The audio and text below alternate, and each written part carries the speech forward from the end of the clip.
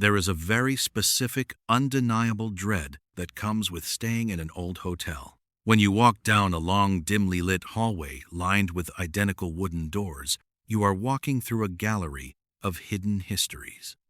You swipe your keycard, push open the heavy door, and drop your bags on the floor, rarely stopping to think about who was in that exact room the night before. You do not think about the arguments that echoed off the wallpaper, the quiet tears shed into the pillows, or the tragedies that might have unfolded just inches from where you are about to sleep. Most hotels clean away the physical evidence of the past, leaving only the scent of industrial bleach and fresh linen. But some buildings are too saturated with darkness. No amount of bleach can wash away the heavy, suffocating energy of a place that has seen too much pain. The Cecil Hotel in downtown Los Angeles is one of those places. Before we unlock the doors to one of the most unsettling mysteries in modern history, if you are a fan of the strange, dark, and mysterious delivered in story format, you have come to the right place.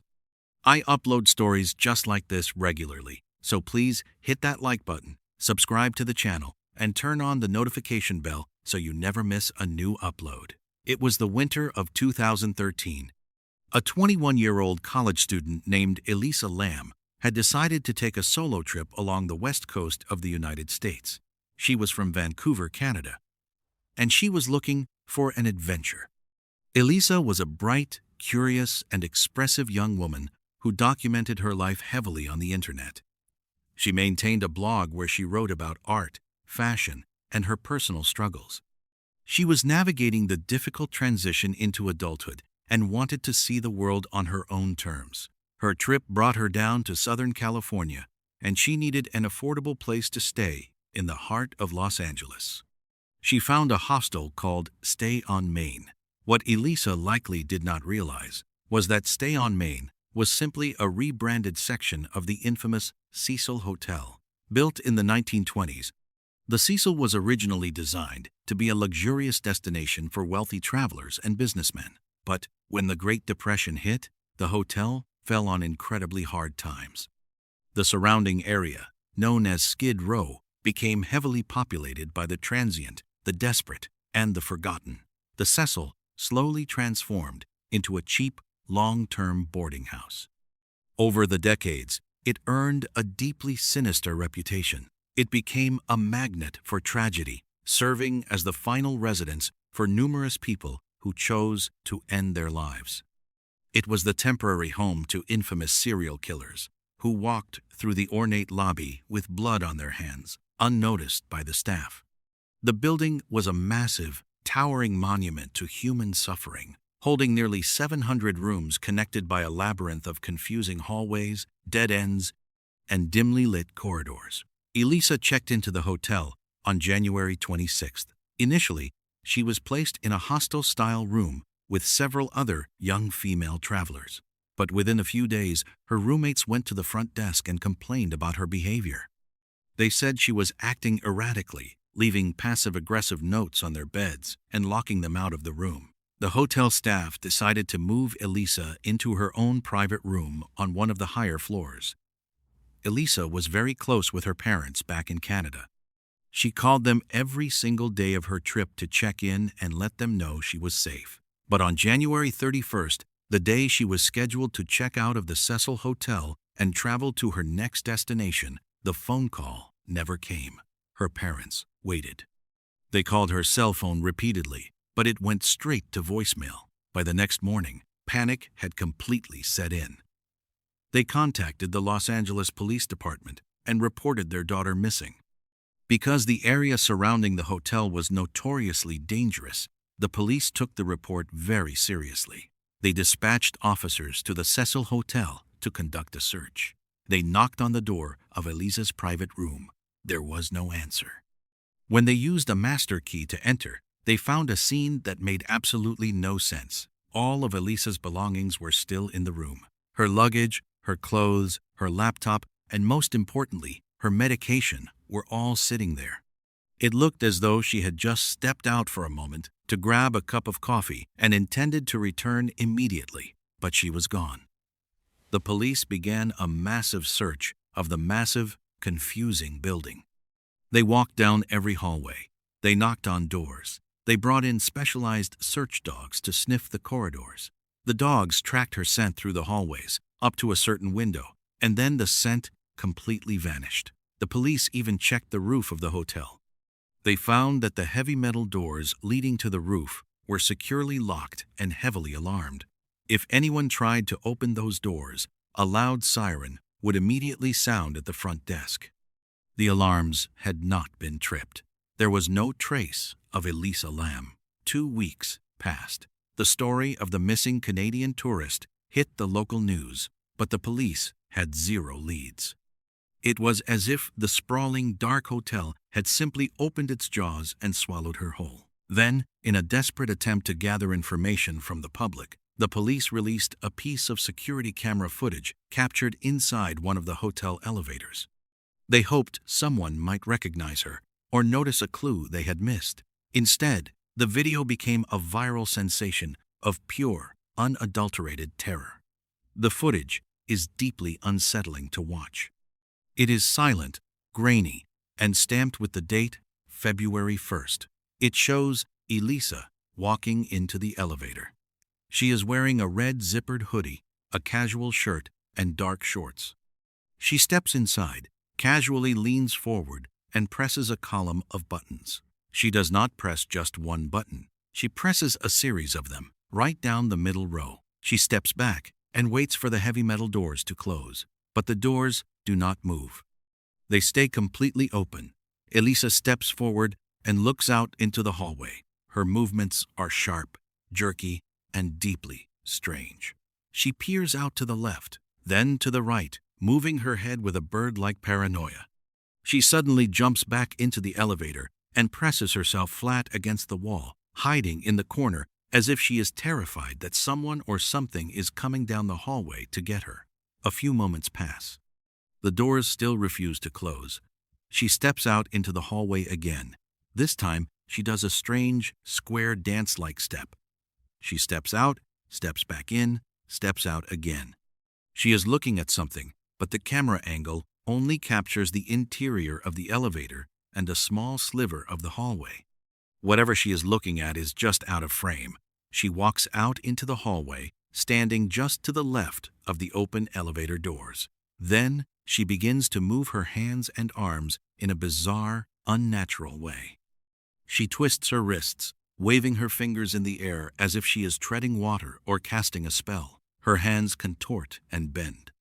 She is clearly interacting with someone or something, but she is completely alone. Finally, she turns and walks away, disappearing down the dark hallway. The moment she is out of sight, the elevator doors finally, quietly, slide shut. The release of the video sent the public into a frenzy. Millions of people watched it, offering countless theories. Some believed she was being pursued by a killer who was standing just outside the camera's view, holding the elevator button to keep the doors open. Others pointed to the dark history of the Cecil Hotel, suggesting she was interacting with a sinister, invisible entity. Her unnatural hand movements and sheer terror seemed to defy any logical explanation. While the internet analyzed every single frame of the tape, a completely separate and horrifying situation was unfolding inside the hotel. Guests staying at the Cecil began calling the front desk with highly disturbing complaints. They said the water pressure in their rooms had dropped to a mere trickle. When they tried to take a shower, the water that came out of the showerhead was completely black. It looked like dark, muddy sludge. As the water ran, the color would eventually clear up, but the smell remained. The guests complained that the tap water smelled pungent, sweet, and metallic. When they brushed their teeth or drank from the sink, the water tasted putrid and completely foul. The complaints grew so numerous that the hotel management could no longer ignore them. On the morning of February 19th, a hotel maintenance worker was dispatched to investigate the plumbing. He took the elevator up to the top floor and used a secure stairwell to access the roof of the building. The roof of the Cecil Hotel was a vast, flat expanse of concrete and gravel. Sitting on top of a raised platform were 4 massive cylindrical water tanks. These tanks supplied the water for the guest rooms, the showers, and the kitchens below. They were huge metal structures, standing over 8 feet tall and 4 feet wide. The maintenance worker climbed a metal ladder to the top of the platform. He walked over to the first tank. He reached down and unlatched the heavy metal hatch that covered the opening at the top of the tank. He lifted the heavy lid, leaned forward, and looked inside the dark, echoing chamber. Floating face up in the water, inches from the top of the tank, was the decaying, naked body of Elisa Lam. The worker scrambled backward in absolute horror. He immediately called the authorities. When the police and fire department arrived, the sheer logistics of the scene completely baffled them. The opening of the tank was so small, and the body was so swollen from being submerged in water for nearly 3 weeks, that they had to physically cut a hole in the side of the massive metal tank to drain the water and retrieve her remains. When the news broke, it sent shockwaves across the world.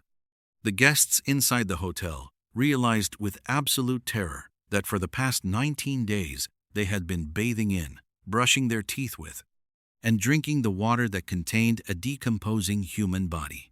But the horror of the discovery was quickly overshadowed by the impossible mystery of how she got there. The police had checked the roof during their initial search, and the doors were locked and alarmed. To get to the roof without triggering the siren, someone would have had to navigate a complex labyrinth of fire escapes on the exterior of the building, climbing up several stories in the pitch-black night. Furthermore, the water tanks were towering structures. There was no fixed ladder leading from the concrete roof to the top of the specific tank where she was found. To look inside, you had to climb onto a platform, then haul yourself up the slippery, curved metal side of the tank. Once at the top, you had to lift a heavy metal hatch. Inside the tank, police found the red hoodie, the shirt, and the shorts Elisa had been wearing in the elevator video. They were floating in the water alongside her. The public immediately suspected murder. It seemed physically impossible for a petite young woman to navigate the fire escapes, scale an 8-foot water tank, open a heavy metal lid, strip off her clothes, jump into the water, and somehow close the heavy lid behind her. It seemed obvious that someone had chased her down the hallway, murdered her, carried her to the roof, and dumped her body into the tank to hide the evidence. The medical examiner took weeks to conduct a thorough autopsy and toxicology report. When the results were finally released, they provided an explanation that was far more tragic and realistically terrifying than any ghost story or murder plot. The autopsy revealed zero evidence of physical trauma. There were no bruises, no broken bones, no signs of a struggle, and no defensive wounds. Furthermore, the toxicology report came back completely clean. There were no illegal drugs or alcohol in her system. However, the toxicology report did reveal something incredibly important. The levels of her prescribed medication in her bloodstream were extremely low. Elisa Lam suffered from severe bipolar disorder. Her condition required strict, daily medication to keep her brain chemistry balanced. When she traveled to Los Angeles, the change in routine, the stress of traveling alone, or perhaps a personal decision led her to stop taking her medication as prescribed. When a person with severe bipolar disorder stops taking their medication, they can fall into a deep, psychotic, manic episode. During these episodes, the brain begins to misfire. The person can experience vivid hallucinations, extreme paranoia, and a complete break from reality. They might believe they are being hunted. They might believe they have to hide. The haunting elevator video was not a recording of a woman interacting with a ghost or a killer. It was a tragic recording of a young woman trapped inside a terrifying hallucination created by her own mind. The reason the elevator doors did not close was not due to an invisible presence. In her frantic button pressing, she had hit the door hold button, which forces the elevator to stay open for 2 minutes. She was waving her hands and talking to a threat that felt entirely real to her, but existed only in her fractured consciousness. In a state of pure, adrenaline-fueled terror, she fled the elevator. She navigated the confusing hallways of the Cecil Hotel. She found an open window or a fire escape door that bypassed the roof alarms. Driven by the intense delusion that she needed to hide from her unseen pursuers, she climbed the exterior of the building. She scaled the water tank. She opened the heavy lid and climbed into the water, seeking the ultimate hiding spot. Once she was inside the tank, the water was freezing cold.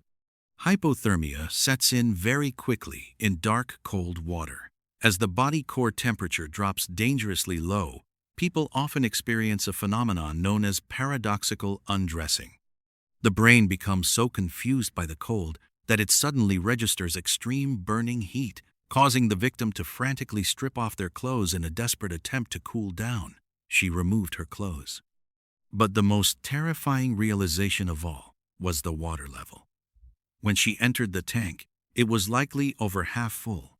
But the tank was essentially a giant metal barrel with smooth, slippery walls. There was no ladder on the inside. As the morning approached and the hotel guests woke up, they began to turn on their sinks and take their showers. As they used the water level inside the tank slowly began to drop. Elisa would have been treading water in the pitch-black darkness, shivering uncontrollably.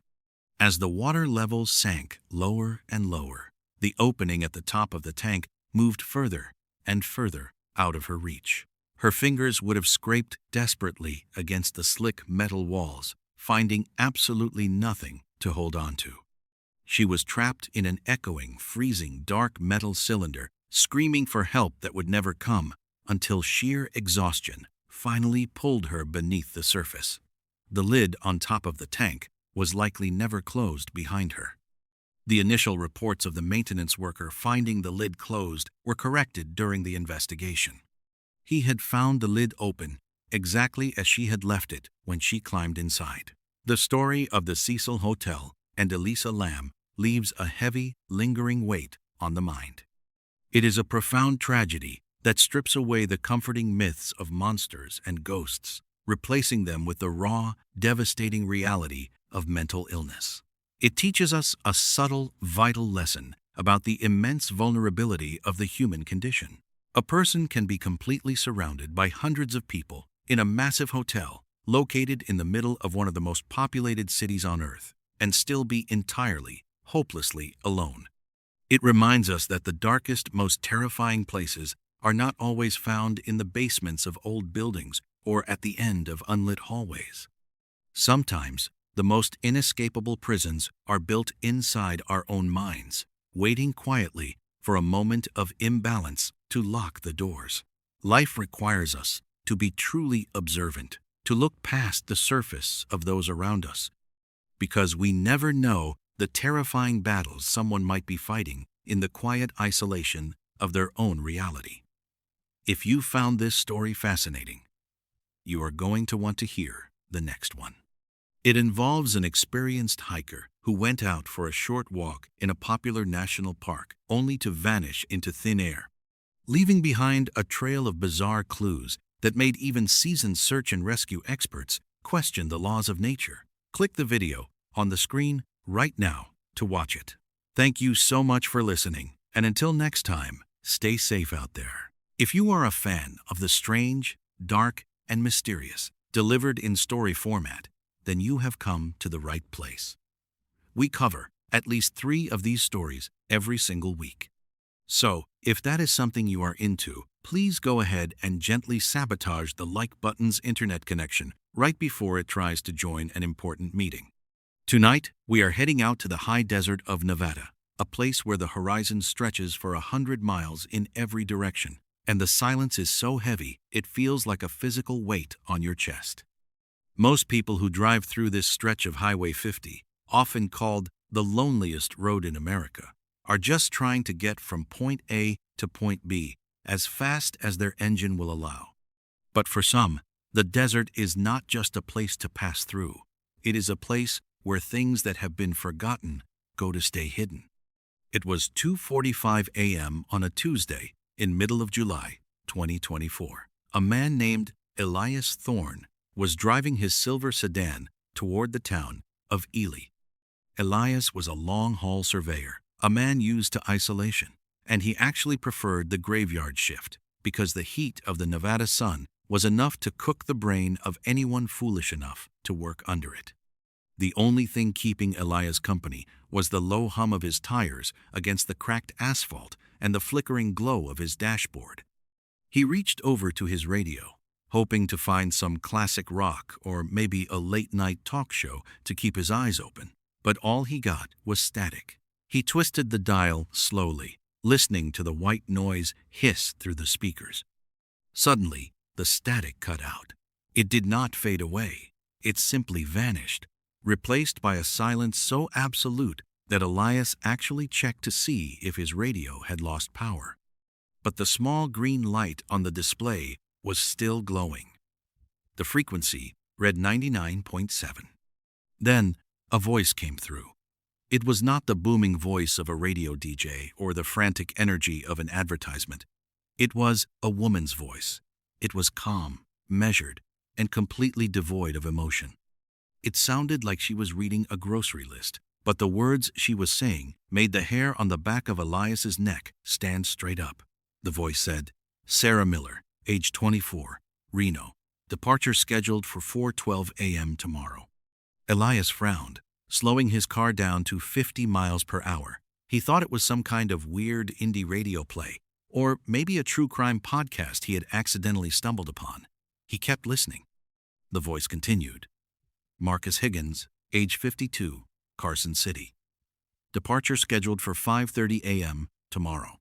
The voice went on, listing names and cities, followed by specific times.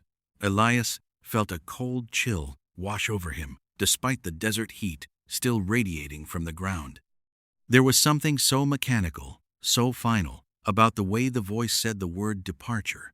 Elias arrived in Ely a few hours later, checked into a cheap motel, and tried to shake the feeling of that broadcast. But curiosity is a persistent thing. The next morning, he sat in a local diner and pulled up a news app on his phone. He searched for Reno. The headline at the top of the page hit him like a physical blow. A 24-year-old woman named Sarah Miller had been killed in a hit-and-run accident in downtown Reno. The time of death reported by the police was 4:12 a.m. Elias felt the blood drain from his face. He scrolled down further. In Carson City, a man named Marcus Higgins had suffered a fatal heart attack while preparing for work, unquote. The emergency call had been placed by his wife at exactly 5:30 a.m. Elias sat there, his coffee going cold, staring at the screen. This was not a coincidence. This was something else. He spent the rest of the day in a daze, unable to focus on his survey maps. As the sun began to dip below the mountains, painting the sky in bruises of purple and orange, Elias knew he had to go back out there. He had to know if the radio station was still broadcasting. He got back into his car at 11:15 p.m. and drove 20 miles out of town, back toward the empty stretch of highway where the signal had been strongest. He tuned the radio to 99.7. At first, there was only the desert wind. Then, at exactly midnight, the silence returned. The same woman's voice began to speak. Her tone had not changed. It was still that chilling, monotone cadence. "Linda Graham, age 60, Elko. Departure scheduled for 3:18 a.m. Elias gripped the steering wheel so hard, his knuckles turned white. He wanted to turn the radio off, but he could not move his hand. He felt like he was eavesdropping on the inner workings of the universe. The voice continued for several minutes, listing names of people across the state of Nevada, and then the voice said a name that made Elias's heart stop. Elias Thorne, age 38, Highway 50. Departure scheduled for 4:22 a.m. Elias slammed on his brakes, his tires screaming as the car skidded to a halt in the middle of the dark road. He looked at his watch. It was 12:40 a.m. He had less than 4 hours. 1. The panic set in instantly. He began to breathe in short, jagged gasps. He looked around the dark desert. half expecting to see a figure standing in the shadows or a pair of headlights coming at him. But there was nothing, just the sagebrush and the distant, jagged silhouettes of the mountains. His first instinct was to call for help. He grabbed his phone and dialed 911. The phone rang once, twice, 3 times. Then a voice answered. But it was not a dispatcher. It was the woman from the radio. "Departure scheduled for 4:22 a.m., Elias," the voice said through the phone. "Please ensure you are ready." Elias threw the phone onto the passenger seat as if it had turned into a venomous snake. He put the car in gear and floored it. He decided he was going to beat this. He was going to drive as far away from this stretch of road as possible. If the broadcast said he would depart on Highway 50, then he just had to get off Highway 50. He drove like a madman, pushing the sedan to 90 miles per hour. He watched the clock on the dashboard. 1:15 a.m., 2 o'clock a.m., 2:45 a.m. The road seemed to stretch on forever. No matter how fast he drove, he did not seem to be passing any landmarks. The mile markers remained the same, or perhaps he was just too panicked to read them correctly. At 3:30 a.m., his engine began to sputter. He looked at his fuel gauge. It was on full. He had filled up in Ely, but the car was losing power. It groaned and shuddered, the lights on the dashboard flickering wildly. "No, no, no," Elias whispered, pounding on the steering wheel. "Not now." The car finally gave out and rolled to a stop. He was in the middle of nowhere. No lights, no houses, no other cars. Just the oppressive blackness of the Nevada night. He looked at his watch. 3:50 a.m. Elias got out of the car. He thought that if he stayed in the vehicle, he was a sitting duck. He started to run. He ran off the road, into the desert, tripping over rocks and tearing his clothes on the sharp desert scrub. He did not know where he was going. He just knew he had to keep moving. At 4:10 a.m., he reached a small, crumbling shack. It looked like an old miner's cabin from the 1800s, half buried in the sand. He scrambled inside, huddling in the corner, his lungs burning. He stared at the glowing numbers on his watch. 4:15 a.m., 4:18 a.m. Somewhere in Elko, Linda Graham was departing. Elias closed his eyes and prayed. He thought about his life, about all the things he had put off, the people he had not called, the apologies he had never made.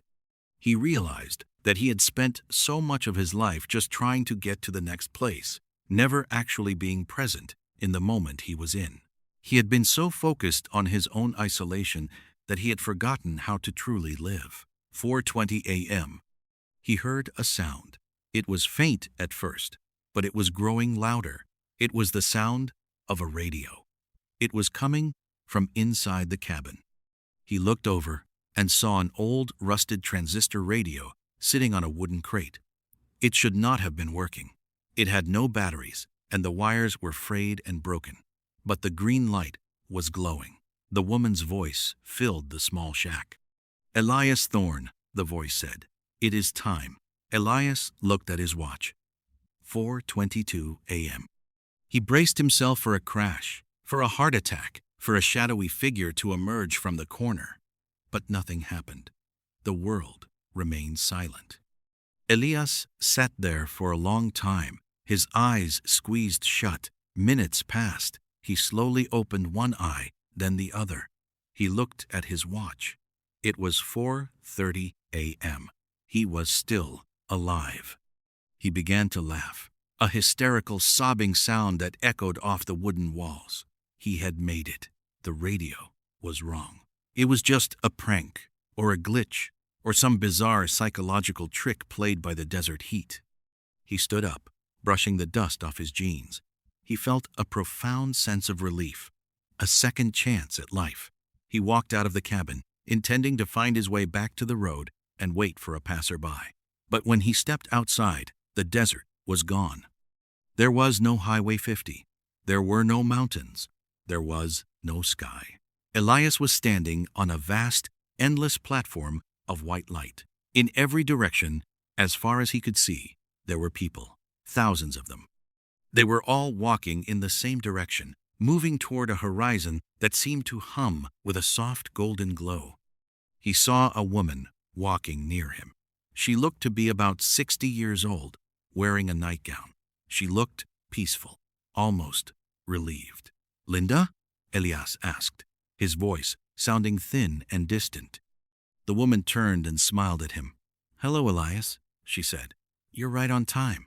Elias looked back at the cabin, but it was gone too. Everything he had known, everything he had been running toward or away from, was gone. He realized then that the departure the radio spoke of wasn't about the moment of death. It was about the moment of leaving the world behind. The accidents, the heart attacks, the breakdowns, those were just the doors.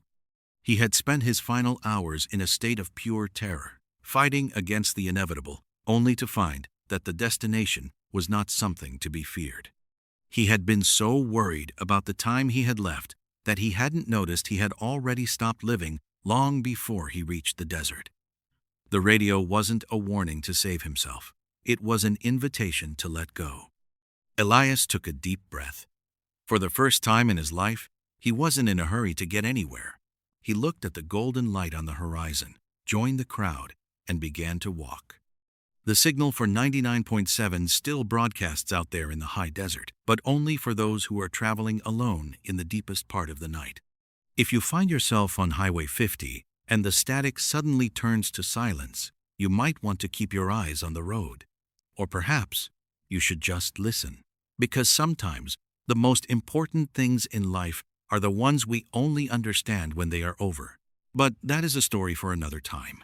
There is a profound and unsettling illusion that we all buy into when we visit the great wilderness of the American continent. We pack our expensive gear, we bring our maps, and we stick to the well-worn trails, believing that because we paid an entry fee at a ranger station, the wild has somehow been tamed. We look at the towering mountains and the endless oceans of pine trees, and we see a postcard. But the wilderness is not a park. It is a living, breathing entity that is infinitely older and stronger than we are. It operates on its own set of rules, and it does not care about our sense of safety. Millions of people walk into these forests every year and walk out with beautiful photographs. But every so often, someone walks into the trees, steps just a few feet off the path, and is swallowed whole by the landscape, leaving behind nothing but baffling clues and a silence that haunts their families forever. Before we dive into one of the most perplexing vanishing cases in the history of the national parks, if you are a fan of the strange, dark, and mysterious, delivered in story format, you have come to the right place. I upload stories just like this regularly, so please hit that like button, subscribe to the channel, and turn on the notification bell so you never miss a new upload. It was the morning of October 12th, 1999. The autumn air in Yosemite National Park was crisp and biting, carrying the distinct scent of decaying pine needles and cold granite. Arthur Pendleton, a 34-year-old architect from San Francisco, had planned this weekend trip for months. He was an experienced outdoorsman who respected the mountains, and he wanted to pass that love of nature down to his 7-year-old son, Leo. Leo was a bright, energetic boy with a boundless curiosity about the world. He was wearing bright red hiking boots, a yellow fleece jacket, and carrying his own tiny backpack filled with trail mix and a plastic compass. They had chosen a moderately difficult trail near the Tuolumne Meadows area. It was a route Arthur knew well, offering stunning views of the valley below without being too treacherous for a young boy. They started their hike early, right around 7:30 a.m., when the morning mist was still clinging to the forest floor. For the first few hours, everything was absolutely perfect. They talked about the animals, they pointed out uniquely shaped clouds, and they took breaks to drink water and eat snacks. Leo was having the time of his life, running just a few steps ahead of his father, always staying within sight on the clearly marked dirt path. By early afternoon, the physical exertion was beginning to catch up with them. At roughly 2:45 p.m., Arthur decided it was time to take a long rest before making the final descent back to the parking lot. They found a clearing just off the main trail. It was a beautiful, serene spot, dominated by a massive, gray granite boulder that sat near the edge of a dense line of Douglas fir trees. Arthur took off his heavy pack and set it on the ground. He asked Leo to sit on a flat rock nearby while he got out their sandwiches. Leo, however, was mesmerized by a cluster of bright blue wildflowers growing near the base of the massive boulder. He asked his dad if he could go look at them. Arthur smiled, looked at the area, and saw it was perfectly safe. He told Leo he could look at the flowers, but he had to stay right by the rock and keep talking so Arthur could hear him. Leo skipped over to the boulder, his bright yellow jacket contrasting sharply against the gray stone. Arthur unzipped his backpack, rummaging through the compartments to find their water bottles and the sandwiches he had wrapped in foil that morning. He heard Leo humming a little song, the sound floating gently on the quiet mountain breeze. Arthur looked down into his bag for a few seconds. He moved a spare sweater, found the sandwiches, and pulled them out. The entire action took maybe 10 to 15 seconds. No more than 20. Arthur stood up, holding the food, and turned toward the massive boulder. Leo was gone. Arthur did not immediately panic. He assumed Leo had simply stepped behind the large rock to look at a bug or use the bathroom. Arthur called out his name, his voice echoing slightly in the quiet clearing. There was no answer. Arthur walked over to the boulder, expecting to see Leo hiding behind it with a mischievous grin. But when he rounded the massive stone, there was nothing. The ground behind the rock was covered in a thick layer of dry, crunchy pine needles. There were no footprints. There was no bright yellow jacket. A cold spike of adrenaline hit Arthur's chest. He called out again, louder this time. He yelled Leo's name with the sharp, commanding tone of a parent demanding an immediate response. The only sound that came back to him was the gentle rustling of the wind through the high branches. This is where the story takes its first, deeply unsettling turn. If a child wanders off in a forest, especially a forest floor covered in dry leaves and snapping twigs, they make noise. You can hear the brush moving, you can hear footsteps crunching, and if they fall or get scared, you can hear them cry. But Arthur heard absolutely nothing. It was as if a vacuum had descended over the clearing the moment he looked into his backpack. In a matter of 15 seconds, Leo had vanished completely, leaving zero acoustic footprint. Arthur began to run in frantic circles around the clearing, pushing his way into the thick tree line. He screamed until his throat was raw. He ran 50 yards down the trail, then sprinted 50 yards up the trail. The vast, indifferent silence of Yosemite was suffocating. By 3:30 p.m., blind panic had completely taken over. Arthur realized he was wasting precious daylight. He grabbed his backpack, abandoned the food on the rock, and sprinted down the mountain toward the nearest ranger station as fast as his legs could carry him. He reached the ranger outpost at 4:45 p.m. Breathless, sweating, and crying, he frantically explained the situation to the head ranger. Within minutes, the machinery of a massive search and rescue operation was set into motion. By 6 p.m., a team of 20 armed rangers and expert trackers were at the boulder where Leo was last seen. They set up a grid. They searched the immediate area inch by inch, looking for broken twigs, scuff marks on the rocks, or fibers from Leo's yellow jacket. The trackers were baffled. The dry pine needles around the boulder were entirely undisturbed. There was absolutely no physical indication of which direction the boy had gone. It was physically impossible for a child to move through that terrain without leaving a trace, yet there was none. As the sun began to set, the situation grew infinitely more dangerous. The temperature in the high Sierras drops drastically at night. By 8 p.m., it was near freezing. The search coordinators brought in specialized tracking dogs, bloodhounds trained to follow the faintest human scent over miles of difficult terrain. They gave the dogs one of Leo's unwashed shirts from Arthur's car. The dogs smelled the shirt, put their noses to the ground at the boulder, and began to circle. But then, they did something that seasoned dog handlers describe as highly unusual and deeply unnerving. Instead of picking up a trail and pulling at their leashes, the bloodhounds whined, tucked their tails between their legs, and sat down. They refused to move past the tree line.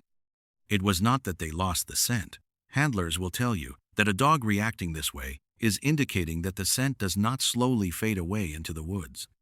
The scent simply stops abruptly right at the rock, as if the person ceased to exist at that exact coordinate. The first night passed in agonizing darkness.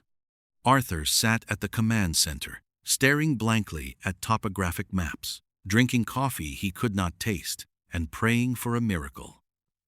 By day 2, the search had exploded into a massive effort.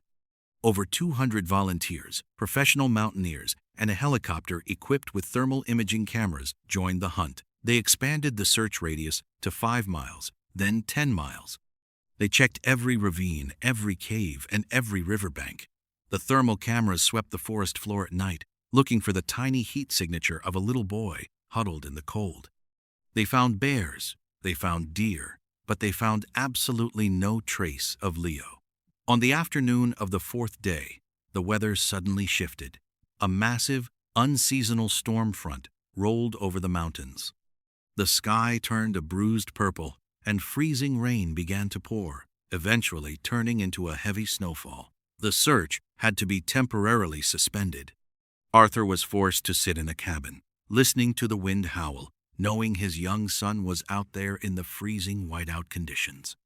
Statistically, the chances of a 7-year-old surviving 4 days in the freezing wilderness with no shelter and no food were almost zero.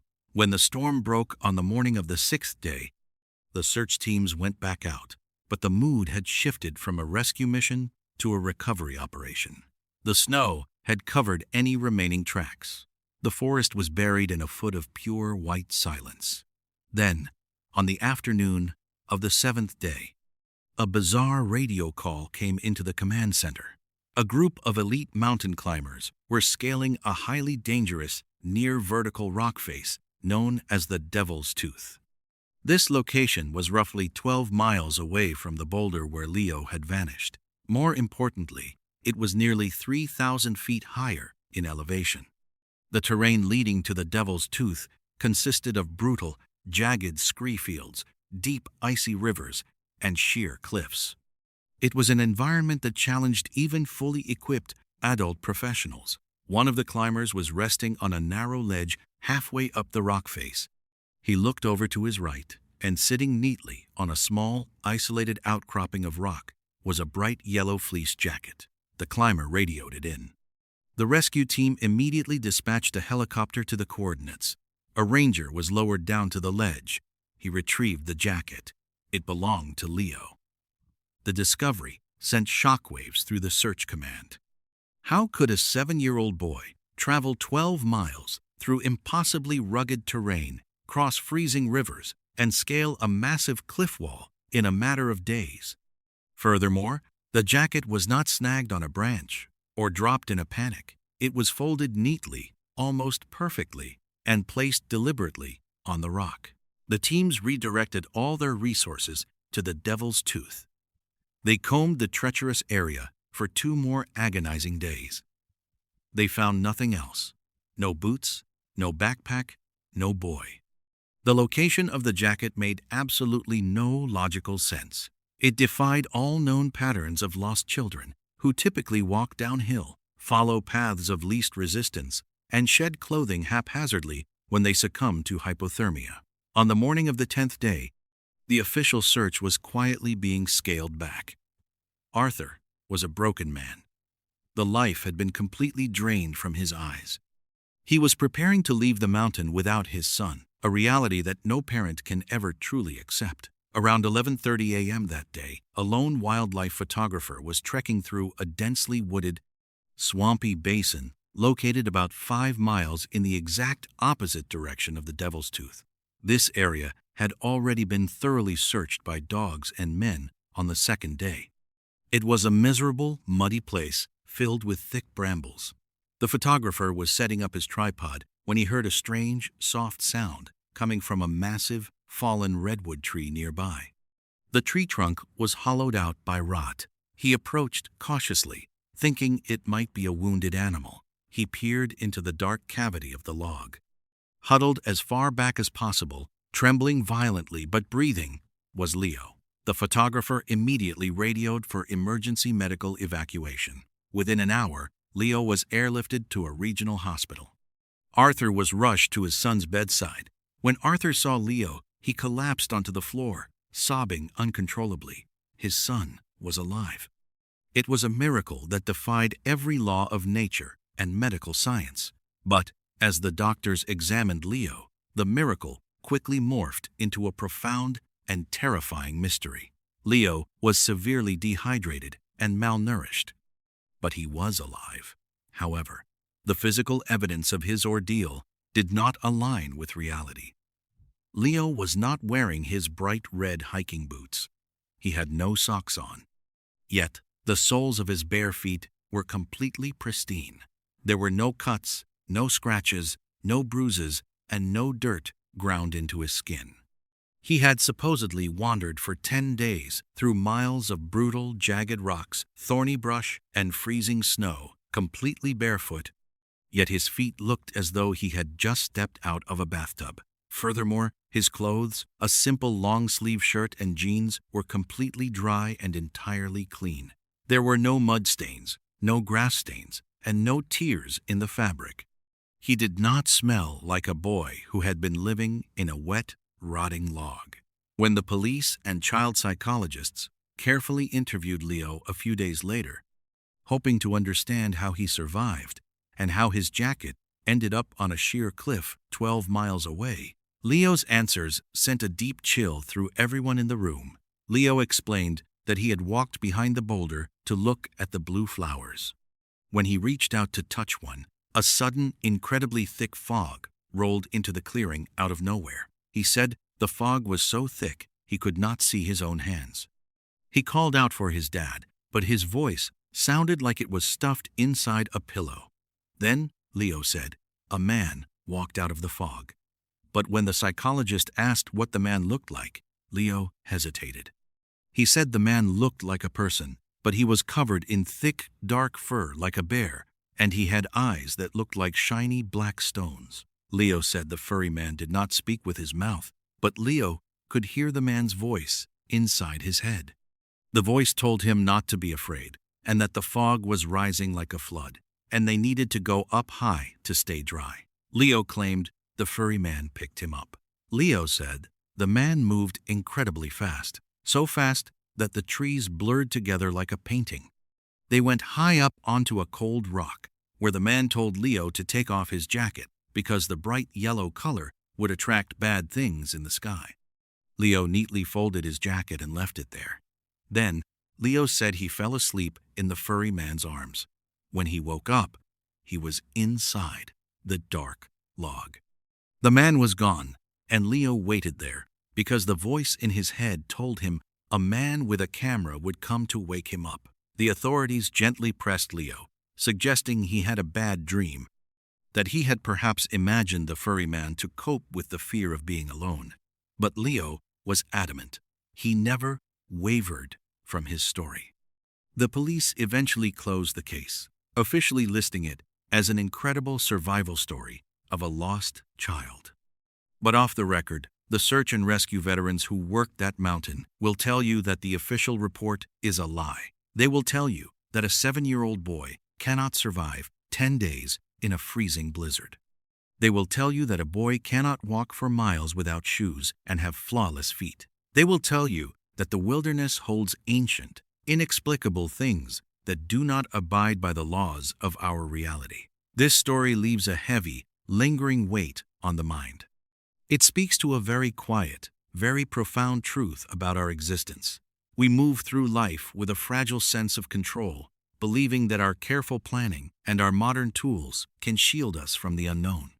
But life is incredibly fragile, and our safety can be dismantled in the span of 15 seconds. It is a harsh lesson in consequences. A single moment of distraction, a brief turning of the head, can alter the trajectory of a life forever.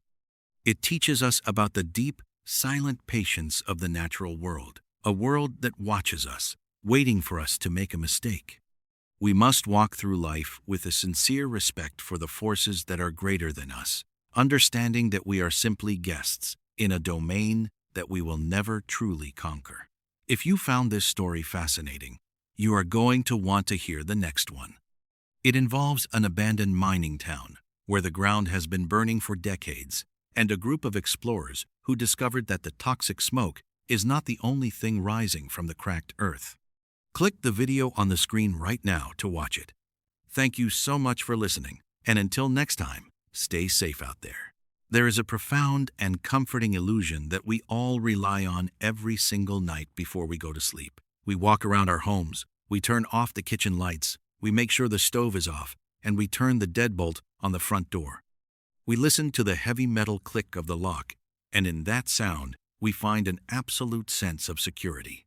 We believe that 4 walls and a locked door are enough to keep the chaos of the outside world completely separate from our safe, private lives. We believe that if danger ever tries to cross our threshold, there will be a loud struggle, a broken window, or enough time to dial 911. But what happens when the very place you feel the most secure becomes the site of an impossible vanishing? What happens when 3 grown women disappear from a small suburban house in the middle of the night, leaving behind their money, their cars, their clothes, and absolutely no sign of a struggle, as if they simply dissolved into the warm summer air?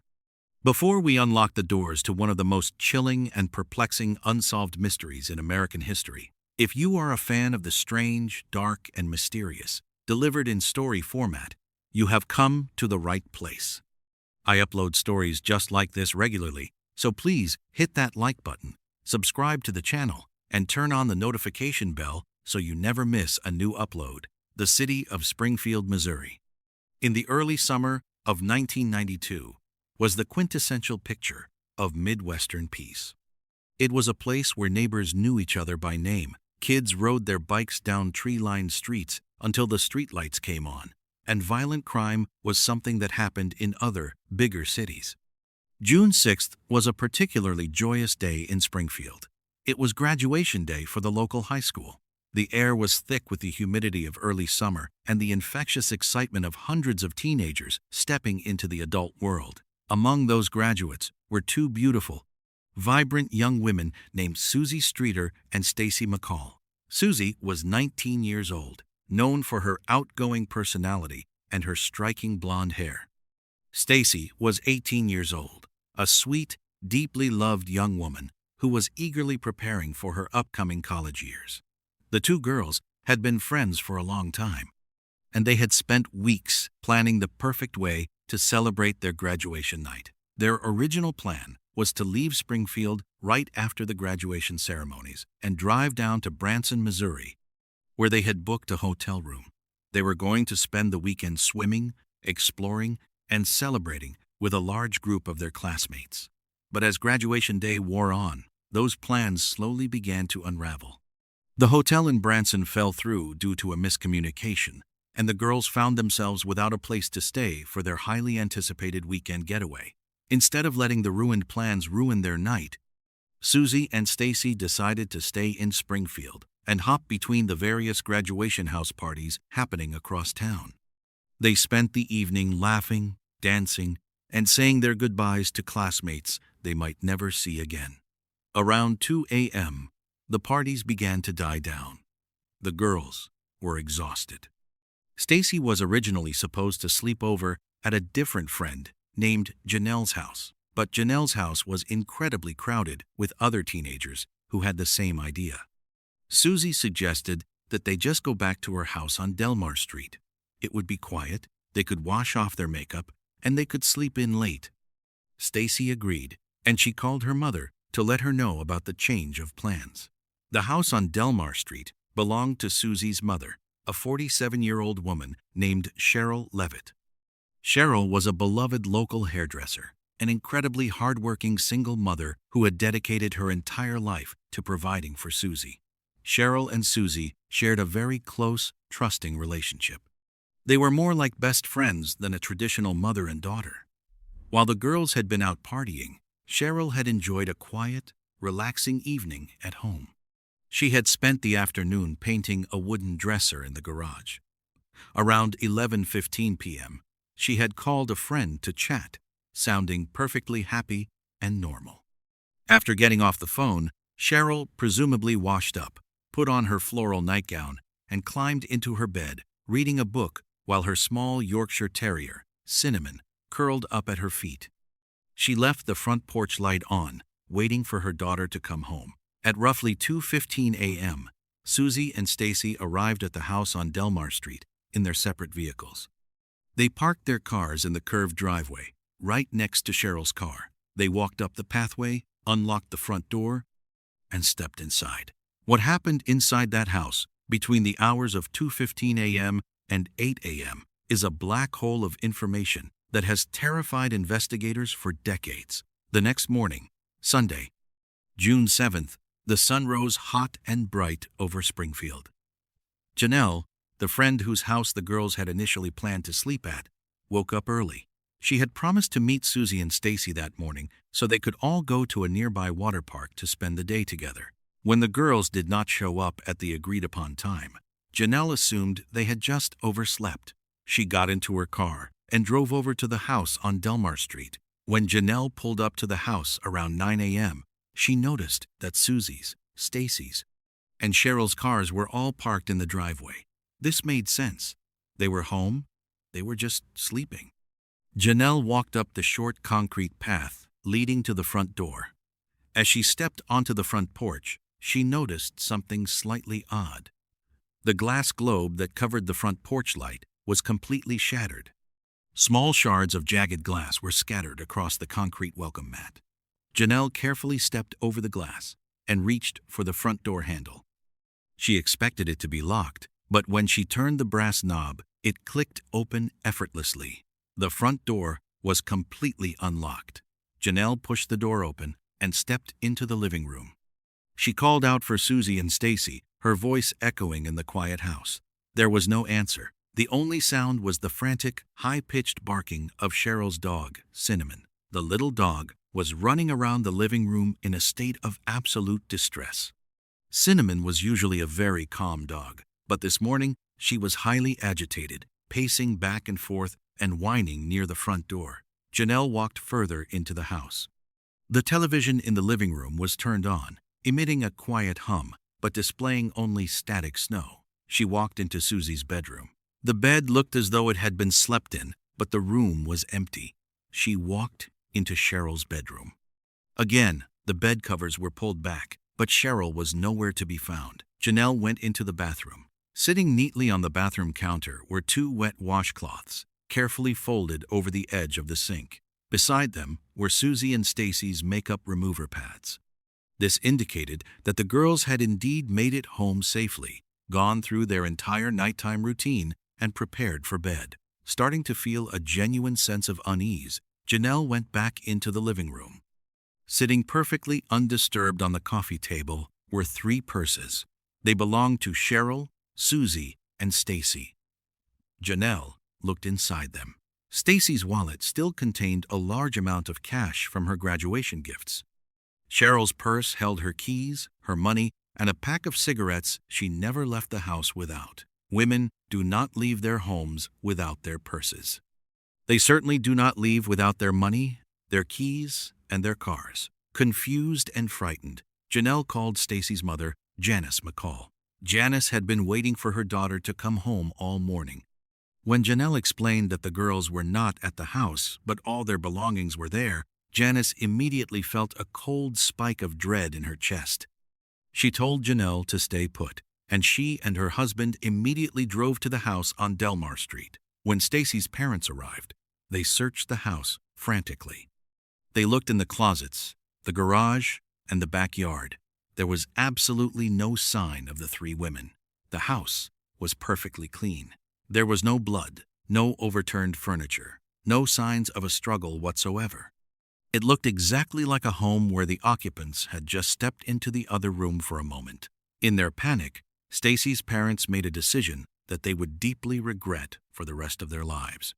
Hoping to find a clue as to where the girls might have gone, they began cleaning up the shattered glass from the front porch. They carefully swept the shards into a dustpan and threw them into the garbage, completely unaware that they were destroying the only physical piece of evidence left at a major crime scene. While they were waiting for the police to arrive, the telephone in the kitchen rang. Janelle answered it. The voice on the other end of the line was a man. He began speaking in a deeply disturbing, sexually explicit manner. The things he was saying were so horrible that Janelle immediately slammed the phone down in shock. A few minutes later, the phone rang again. Janelle answered it, and it was the same man saying the same terrifying things. She hung up again. When the police finally arrived on the scene, they walked into a house that was now filled with panicked family members and friends. The crime scene, if it was one, had been completely compromised by people walking through the rooms, touching surfaces, and sweeping the porch. The detectives began their investigation by examining the answering machine in Cheryl's bedroom. The machine indicated that there was one new, unheard message. An officer pressed the play button. The tape whirred, and a message began to play. It was a very strange, cryptic message, but just as the investigators leaned in to listen closely, the officer's finger slipped. He accidentally hit the delete button instead of the save button. The tape completely erased. The message, and whatever crucial clue it might have held, was gone forever in a fraction of a second. Despite the blunders, the police realized they were dealing with a massive, unprecedented situation. 3 adult women do not voluntarily vanish from a locked house without taking a single personal item. The local authorities called in the Federal Bureau of Investigation. The quiet street was quickly swarmed with federal agents, crime scene technicians, and tracking dogs. The technicians dusted the entire house for fingerprints. They found nothing out of the ordinary. They sprayed the carpets and walls with luminol, a chemical that illuminates microscopic traces of blood that have been cleaned up. The house glowed completely dark. There was not a single drop of blood anywhere. The tracking dogs were given the women's clothing to pick up their scent. The dogs led the handlers out the front door, down the driveway, and into the street. But as soon as the dogs reached the pavement, the scent abruptly stopped. It did not fade away into the woods. It did not trail down the block. It stopped immediately, exactly where a vehicle would have been parked. This led investigators to a chilling, undeniable conclusion. Cheryl, Susie, and Stacy did not walk away from that house. They were placed into a vehicle and driven away.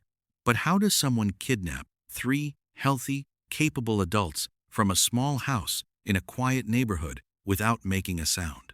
Cheryl was a fiercely protective mother. If someone had broken down the door and threatened her daughter, she would have fought to the death. The neighbors, whose houses were only feet away, reported hearing absolutely nothing that night. No screams, no barking dogs, no breaking glass. The detectives realized that the shattered porch light was the key to understanding the nightmare. It was not broken during a struggle. The glass was shattered before the women ever opened the door. The terrifying theory constructed by the FBI suggests that a predator, or perhaps a group of predators, had been watching the house on Delmar Street. They saw Cheryl go to sleep. They unscrewed or broke the porch-like globe to plunge the front entryway into absolute darkness. And then they waited. When Susie and Stacy arrived at 2:15 a.m., they walked up the dark path. They unlocked the door. They stepped inside, washed their faces, and got ready for bed. The prevailing theory is that the attacker was already inside the house, hiding in the dark, or that they knocked on the door shortly after the girls arrived, holding a weapon, and forced their way inside. To control 3 adults without a struggle, the attacker would have needed an overwhelming threat. They would have needed a firearm, and they would have needed the element of total surprise. The attacker woke Cheryl up, gathered the 3 terrified women in the living room, and quietly ordered them out the front door, threatening to shoot them if they made a single sound. They were marched out into the warm summer night, loaded into a waiting vehicle, and driven off into the dark, leaving their entire lives behind on the coffee table. Years passed.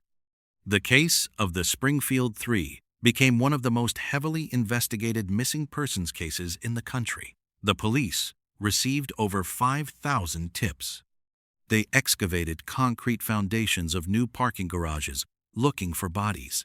They drained local lakes. They interviewed known criminals who were active in the area at the time. A few men came forward with vague confessions, hoping to get lighter sentences for other crimes, but their stories were always full of inconsistencies and led to dead ends. To this day, over 30 years later, not a single trace of Cheryl Levitt, Susie Streeter, or Stacy McCall has ever been found. No clothing, no jewelry, no bones. The house on Delmar Street still stands, a quiet, suburban monument to an impossible tragedy. This story leaves a heavy, lingering weight on the mind.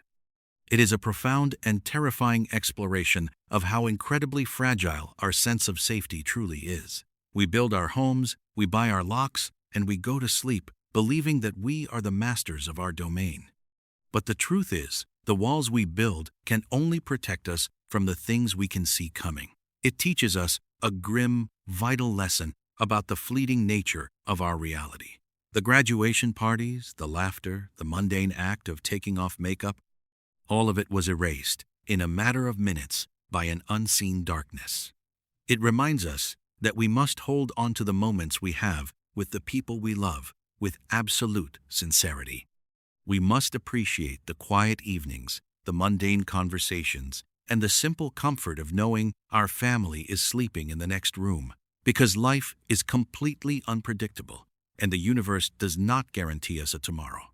Sometimes, despite our best efforts and our locked doors, the outside world reaches in and takes everything, leaving nothing behind but questions that will never, ever be answered.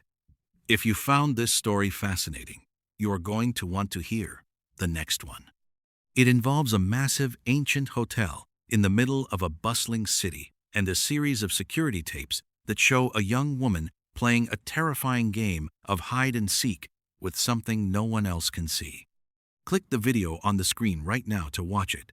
Thank you so much for listening, and until next time, stay safe out there. There is an unspoken agreement we all silently accept when we walk through the automatic sliding doors of a modern hospital. We believe that no matter how chaotic, dangerous, or unpredictable the outside world gets, the emergency room is a sanctuary. It is a fortress built entirely on science, reason, and sterile protocols. If you are bleeding, they have the tools to stop it. If your heart stops beating, they have the technology and the training to restart it. The doctors and nurses in those brightly lit corridors are our protectors. They stand between us and the absolute worst moments of our lives. But what happens when the threat does not come from a bullet wound, a car crash, or a known infection? What happens when the patient you are desperately trying to save suddenly becomes a lethal, impossible biohazard, capable of taking down an entire room of highly trained medical professionals in a matter of seconds? Before we get into this terrifying true medical anomaly, if you are a fan of the strange, dark, and mysterious delivered in story format, you have come to the right place. I upload stories just like this regularly, so please hit that like button, subscribe to the channel, and turn on the notification bell so you never miss a new upload. The city of Riverside, California, in the early months of 1994, was a typical, bustling, suburban hub. The weather in February is usually mild, carrying a slight chill in the evening air that forces people to pull their jackets a little tighter. On the evening of Sunday, February 19th, 1994, the atmosphere inside the emergency room at Riverside General Hospital was steady. It was the kind of busy that seasoned medical staff are completely comfortable with. The fluorescent lights hummed their constant quiet tune. The smell of antiseptic floor cleaner hung heavily in the air. Among the staff on duty that night were people who had dedicated their lives to pulling strangers back from the brink of death. There was an attending physician named Dr. Humberto Ochoa, a man who had seen nearly every trauma imaginable. There was a registered nurse named Susan Kane, known for her steady hands and calm demeanor under intense pressure. And there was a senior medical resident named Julie Gorczynski, a brilliant young doctor who was deeply passionate about emergency medicine. They were a well-oiled machine. They were trained to handle absolute panic with clinical detachment. They were not, however, trained to handle the impossible. Just a few miles away from the bright lights of the hospital, a 31-year-old woman named Gloria Ramirez was living through a nightmare. Gloria was a mother, known to her friends and family as a kind and deeply loving person.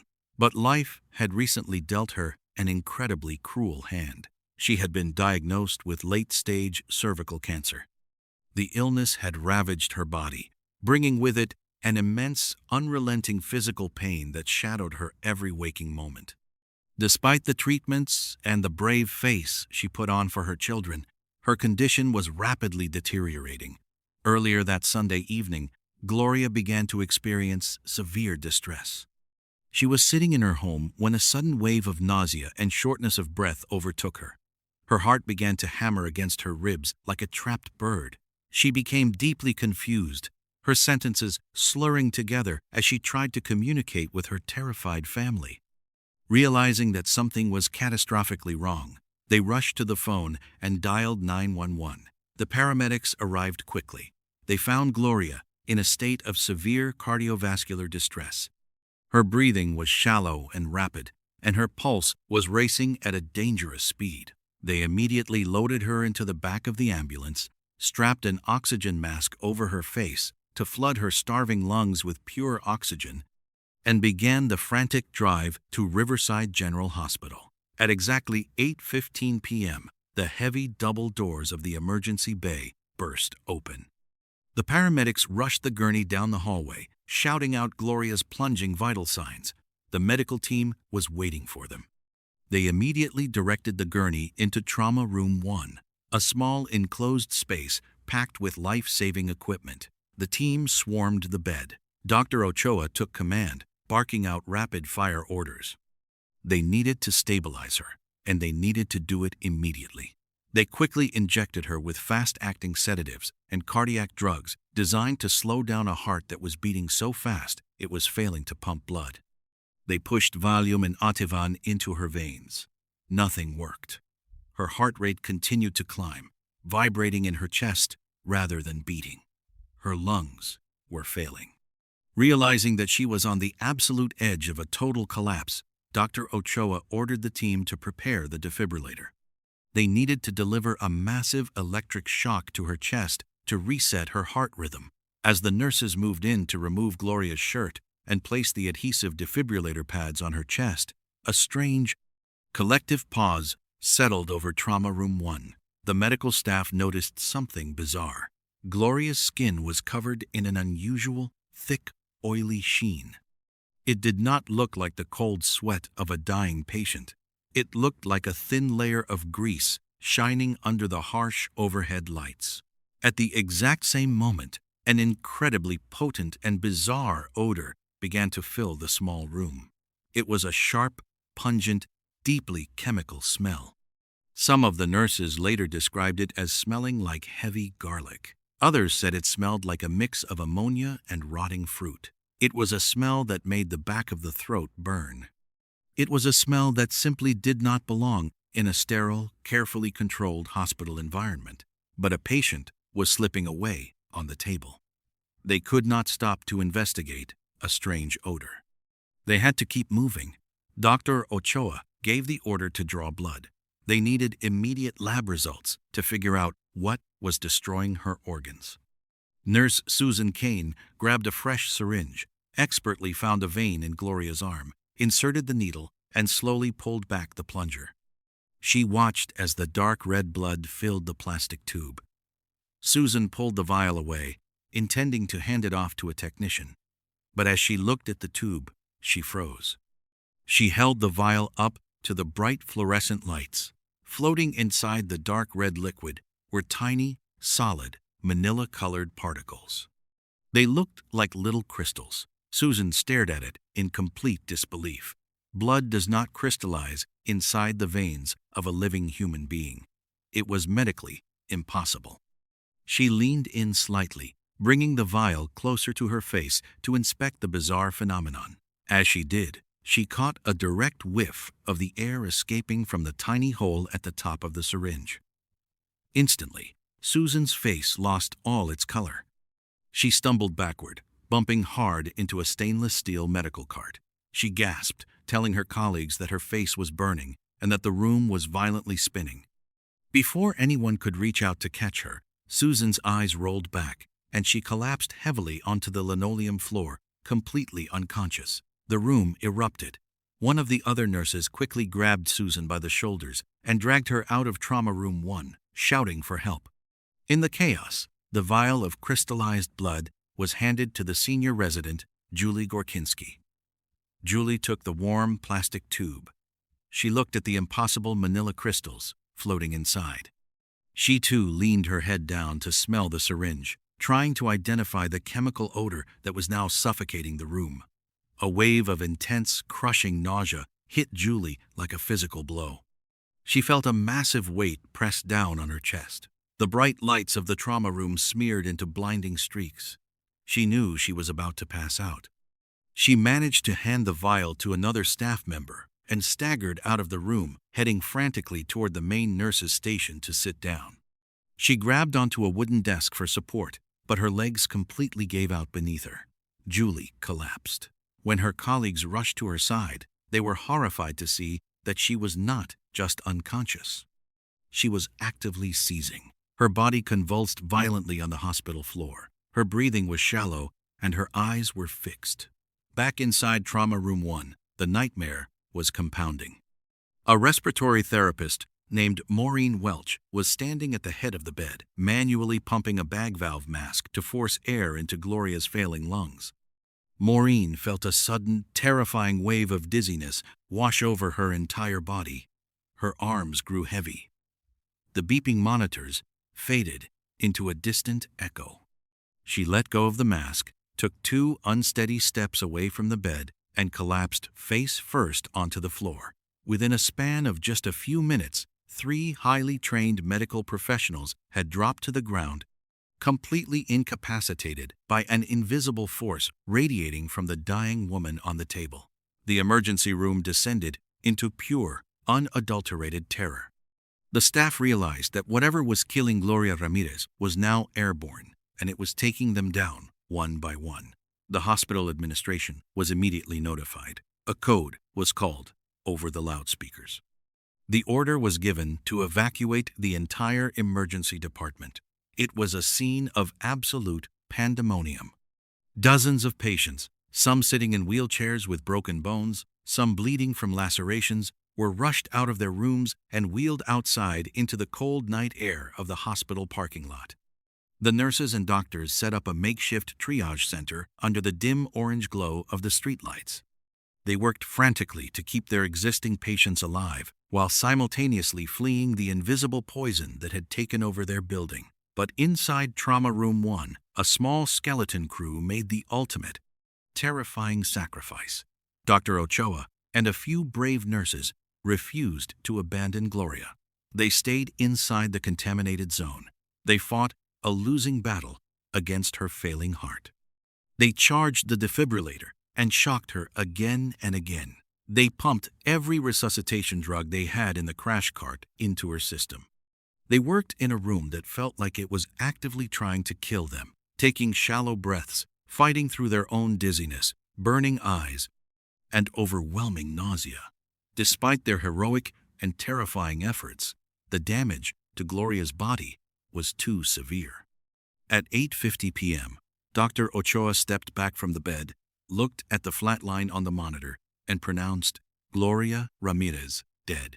The medical staff stepped away from her body, exhausted, traumatized, and terrified for their own lives.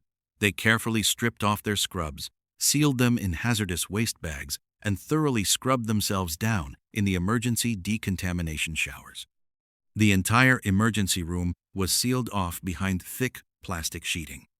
The local police arrived, followed quickly by the fire department, and eventually, a specialized hazardous materials team, dressed from head to toe in full containment suits. The hazmat team slowly entered the empty, silent hospital wing. They carried highly sensitive equipment designed to detect radiation, poisonous gas leaks, and chemical weapons. They slowly swept the hallways. They tested the air in Trauma Room 1. They tested the surfaces, the medical equipment, and the ventilation system. They found absolutely nothing. There were no toxic chemicals detected. The hospital was completely baffled. Over the next few days, the investigation widened. The county health department stepped in. When the coroner performed the autopsy on Gloria's body, the level of fear was so high that he and his team had to wear custom-made, fully enclosed aluminum protective suits with their own independent oxygen supplies. They performed the procedure inside a specially built, airtight containment chamber. They took tissue samples, blood samples, and tested her organs for every known toxin. Again, they found no evidence of known poisonous gases, no agricultural pesticides, and no radioactive materials. For a brief, insulting moment, the official ruling from the health department was mass hysteria. The officials suggested that the intense stress of working in the emergency room, combined with a strange but harmless smell, caused the staff to experience a localized psychological breakdown. They claimed the fainting was entirely in their heads. The medical staff was furious. You do not seize from a panic attack. More importantly, Julie Gorchinsky, the resident who had handled the blood, spent 2 agonizing weeks in the intensive care unit. She developed severe internal complications. She developed a rare bone condition known as avascular necrosis, which literally caused the bone tissue in her knees to physically die and rot away due to a lack of blood supply. She required months of grueling physical therapy and multiple surgeries just to walk again. A psychological panic attack does not cause human bones to die. Something physical, something incredibly dangerous, had entered their bodies that night. Months later, a complex and terrifying chemical theory finally emerged. It was pieced together by a team of elite scientists at a national laboratory who spent weeks running computer simulations and chemical tests. The theory they proposed suggested a chain of events so unlikely it seemed like dark magic. Gloria was suffering from immense, unending pain due to her advanced cancer. It is highly believed that in her desperation for relief, she may have been using a common home remedy solvent called dimethyl sulfoxide, or DMSO, rubbing it directly onto her skin. This solvent is known to be a powerful pain reliever for muscles and joints. It also has a distinct garlic-like odor, and it leaves a thick, oily residue on the skin. This perfectly explained the strange smell and the sheen the nurses noticed when they removed her shirt. But DMSO by itself is not toxic. The deadly transformation happened because of the medical interventions. When the paramedics strapped the oxygen mask to Gloria's face in the ambulance, the intense saturation of pure oxygen in her blood reacted with the DMSO in her system. The oxygen molecules bonded with the solvent, creating a new chemical compound called dimethyl sulfone. Dimethyl sulfone is known to crystallize at room temperature. This perfectly explained the bizarre manila-colored particles Susan Kane saw floating in the blood tube when it hit the cool air of the emergency room. But even dimethyl sulfone is not a deadly poison. The final fatal catalyst happened in Trauma Room 1. When Dr. Ochoa ordered the team to use the defibrillator, the powerful electric shock delivered to Gloria's chest shot through her body and hit the newly formed chemical in her bloodstream. The intense electrical energy rearranged the molecules one last time. It converted the dimethyl sulfone into dimethyl sulfate. Dimethyl sulfate is an extraordinarily deadly, heavy, invisible poison gas. It is a blistering agent that destroys human tissue on contact. When Susan Kane drew the blood, that deadly gas bubbled out of the liquid. It entered the air of the small, poorly ventilated room, and it instantly poisoned the medical staff who inhaled it. This story leaves a heavy, lingering weight on the mind. It is a stark and terrifying exploration of the unpredictable nature of our world. It speaks to the lengths a person will go to find relief from unbearable suffering, reaching for any remedy that might offer just a moment of peace. But more profoundly, it reveals how incredibly fragile the boundaries of our safety really are. We build massive fortresses of science and medicine. We believe we can control the variables of life and death with machines and protocols. Yet, a simple sequence of well-intentioned actions seeking comfort, applying oxygen to help someone breathe, trying to restart a failing heart, can accidentally summon a nightmare. It teaches us a grim lesson about the hidden consequences of our actions. It shows us that every choice we make carries unseen ripples, and sometimes the very things meant to save us are the exact things that seal our fate. If you found this story fascinating, you are going to want to hear the next one. It involves an abandoned town in the middle of the American Rust Belt, where the ground has been burning for decades, and a group of urban explorers who discovered that the toxic smoke is not the only thing rising from the cracked earth. Click the video on the screen right now to watch it. Thank you so much for listening, and until next time, stay safe out there. Imagine walking into a freezing, dark cabin in the middle of an isolated forest. You are shivering uncontrollably, starving, and terrified. Right in front of you, stacked neatly on the shelves, is enough food to last an entire year. Just outside the door is a full propane tank connected to a heater inside the room.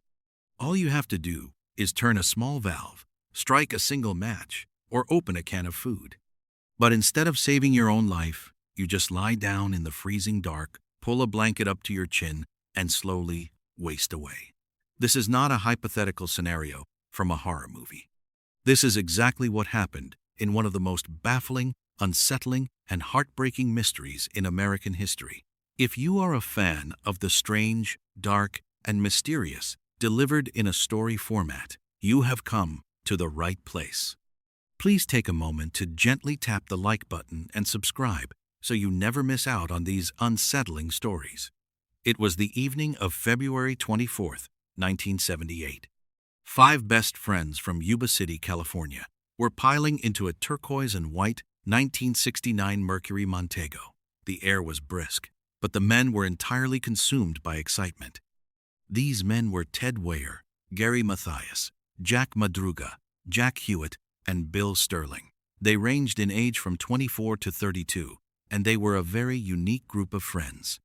Each of them had some form of mild cognitive disability or psychiatric condition, but they were high-functioning, held down jobs, lived safely at home with their parents, and shared an intense, unbreakable bond over one single passion.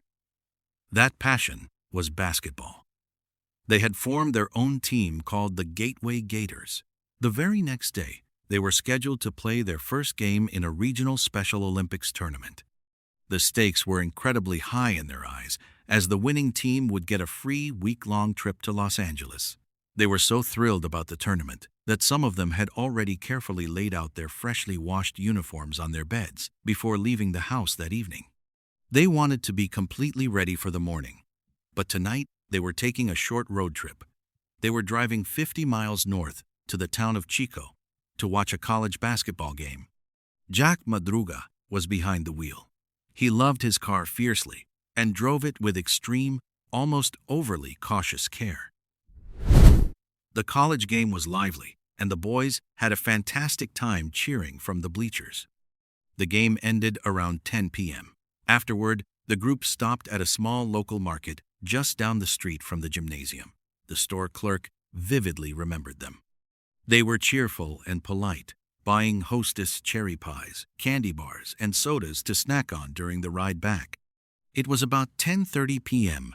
when they walked out of the brightly lit store, got back into the Mercury Montego, and drove off into the dark California night. They were supposed to head south, taking a straight, easy, and very familiar highway directly back to Yuba City. Their parents expected them to be home safely in their beds by midnight at the absolute latest. But midnight came and went. The house phones remained silent. The boys did not return. By 6 a.m. the next morning, the parents were awake and frantically calling each other's houses. By 8 a.m., the police had been notified. The authorities initially tried to calm the parents down, suggesting the men had simply taken a detour, perhaps deciding to stay over at a friend's house or got a flat tire, but the mothers and fathers knew better. These 5 men were strict creatures of habit. They never missed a curfew without calling home, and more importantly, they would never, ever risk missing their big basketball tournament that morning. For them to miss the game they had trained months for, something had to be horribly, terribly wrong. Days turned into a week, and a massive search effort across the local highways yielded absolutely nothing. It was as if the turquoise car and the 5 men had vanished off the face of the earth. Then, a breakthrough happened, but it only deepened the terror. A park ranger reported seeing an abandoned car parked on a remote, unpaved logging road deep inside the Plumas National Forest. The location made absolutely no sense. The car was found 70 miles away from Chico, in the complete opposite direction of Yuba City. It was high up in the mountains, at a freezing elevation of 4,400 feet. The police rushed to the scene immediately. It was indeed Jack Madruga's Mercury Montego. When investigators arrived at the vehicle, the clues they found shattered every logical theory they had. The car was sitting perfectly upright on the snow-covered dirt road. There were no dents, no scratches, and no signs of any kind of accident or struggle. The keys were missing, but when the police hot-wired the ignition, the engine roared to life immediately. The gas tank was a quarter full. The tires were in perfect condition. The car was slightly bogged down in a shallow snowdrift, but 5 grown men could have easily pushed it out in less than a minute. Even more bizarre, the candy wrappers and empty soda cans from the market in Chico were neatly folded and left inside the cabin. But there was no trace of the 5 men. The authorities were completely baffled. Why would Jack Madruga, a man who hated driving on unfamiliar roads and treated his car like a prized possession, drive up a treacherous, winding, unpaved mountain road in the dead of winter? They were far from home, heading into absolute wilderness, wearing clothes meant for a mild California evening indoors. They were dressed in light windbreakers, jeans, and low-top sneakers. The temperature up on that mountain was plummeting toward 0 degrees. And why, when the car got slightly stuck, did they abandon a perfectly working vehicle that could have provided shelter, safety, and a functioning heater? Shortly after the car was found, the police received a deeply disturbing tip. A local man named Joseph Shones came forward with a story that sounded like a nightmare.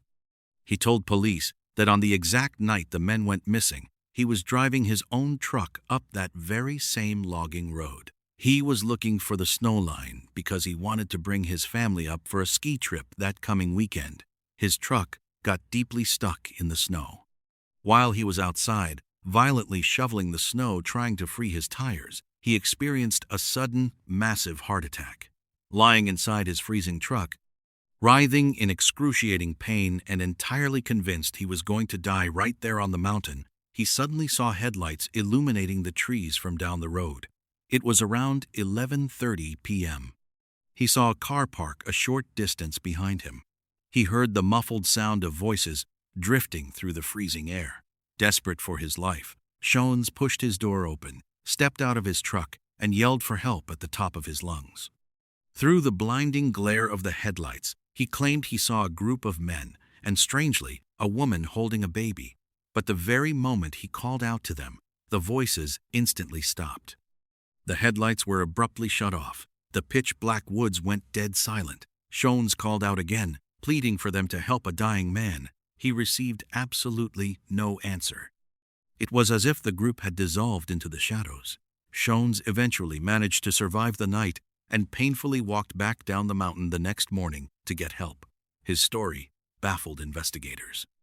The footprints around Madruga's abandoned car perfectly matched the 5 missing men. But who was the woman with the baby? And why on earth would these 5 friendly, gentle men completely ignore a dying man screaming for help in the pitch-black woods? Before the police could launch a full-scale ground search of the deep forest, severe winter storms battered the mountain range. A brutal blizzard dumped snow continuously for weeks, piling up to 15 feet high in some areas. The search had to be entirely called off. It was too dangerous for the rescue teams. The parents of the 5 men were left in a state of agonizing, unending limbo. Months slowly passed. The heavy snow slowly began to melt as the warmth of spring finally arrived. In early June, exactly 114 days after the men disappeared into the night, a small group of motorcyclists were riding their dirt bikes on a very rough, remote trail deep inside the forest. They were nearly 20 miles uphill from the spot where the Mercury Montego had been abandoned. They came out into a clearing and stumbled upon a United States Forest Service trailer. It was a small, heavy-duty cabin used by park rangers during the summer months. The bikers noticed that the front window of the trailer had been violently broken out. Curious and slightly uneasy, they parked their bikes and looked inside the shattered window.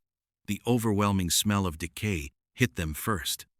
Then, peering into the gloom, they saw the body. It was Ted Wire. He was lying squarely on a bed, completely wrapped from head to toe in 8 thick sleeping bags and heavy blankets. He was severely emaciated, his body reduced to a skeleton covered in skin, and his feet were completely ruined by severe frostbite. The bikers fled in terror and notified the authorities. When investigators swarmed the remote trailer a few hours later, the scene they documented inside made absolutely no logical sense. It defied human survival instincts. Forensic analysis revealed that Ted Wire had lived inside that dark, freezing trailer for up to 3 agonizing months after the night he went missing. His thick beard growth and the extreme loss of body weight indicated he had survived for many weeks, slowly and painfully starving and freezing to death. But the trailer was fully stocked with emergency supplies. All around the room were heavy winter coats, insulated boots, and extra sleeping bags, all left completely untouched. There was a large propane tank sitting right outside the trailer, directly connected to a large space heater inside. All Ted or his friends had to do was reach out and turn a simple metal valve to flood the room with life-saving heat. The valve was never turned. There were dozens of paperback books, paper materials, and wooden furniture that could have easily been used to start a fire in the fireplace. There were dry matches sitting right on the table in plain sight. No fire was ever made. But the most horrifying discovery of all was the food supply. In a small storage shed directly attached to the outside of the trailer, there was enough freeze-dried food, canned vegetables, fruits, and heavy military rations to comfortably feed all 5 men for an entire year. Investigators found that a tiny handful of cans had been opened and eaten. They were opened with a specialized military P-38 can opener. Gary Mathias, the only Army veteran in the group, was known to carry this exact type of can opener on his keychain. But after those first few cans, the men just stopped eating. The rest of the massive food hoard, literally an arm's length away from where Ted lay dying, was left completely untouched. Ted Wire, a man who weighed over 200 pounds when he vanished after the basketball game, weighed just 73 pounds when he was found wrapped in those blankets. He had slowly starved to death in a room absolutely overflowing with food. The police immediately fanned out to search the surrounding wilderness. Within a few days, the grim discoveries continued. They found the remains of Jack Madruga and Bill Sterling in a deep drainage ditch along the dirt road leading up to the trailer. Autopsies showed they had died of extreme hypothermia while attempting the grueling 20-mile hike up the mountain in the pitch dark. Further deep into the dense woods, searchers found the scattered Animals scavenged bones of Jack Hewitt. His jeans and shoes were left nearby, and his father's heavy jacket, which he had been proudly wearing that night, was found discarded miles away. But Gary Mathias, the Army veteran and the most capable survivor of the group, was never found. The only trace of him was his low-top tennis shoes, which were found sitting neatly inside the trailer next to Ted's bed.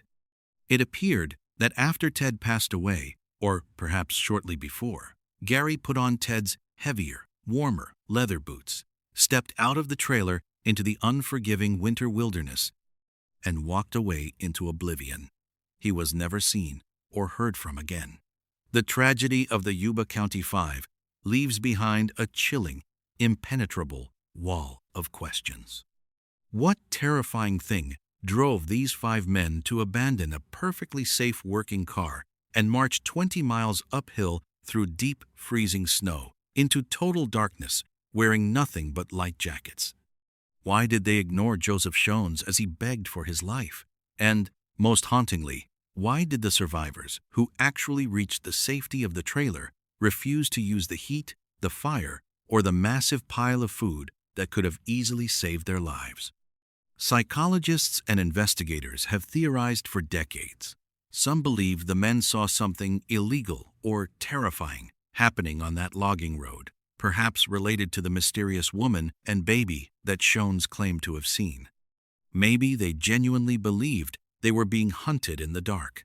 Their specific cognitive challenges might have caused them to panic entirely, their minds unable to process the fear, leading them to make highly irrational decisions. When they finally reached the Forest Service trailer after hiking for days in the snow, they had to break a window to get inside.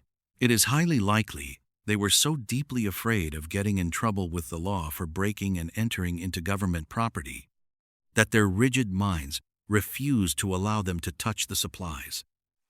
They might have huddled together in the freezing dark, paralyzed by rules and fear, simply waiting for someone to come save them, until the bitter, cold, and unrelenting hunger slowly took them one by one. Ted Viher, known by his family to lack common sense, but possessing an incredibly gentle soul, might have simply stayed in the bed where his friends tucked him in, patiently waiting for Gary to bring back help that would never arrive. There is a quiet, haunting beauty and immense tragedy in their final days. They never turned on each other. The ones who made it to the cabin tried their best to care for Ted. They tucked him into bed. They wrapped him in every blanket they could find. They stayed by his side in the dark. It speaks to a profound truth about life. Sometimes, the most innocent, trusting, and gentle souls among us are the most vulnerable to the chaotic, unforgiving nature of the world.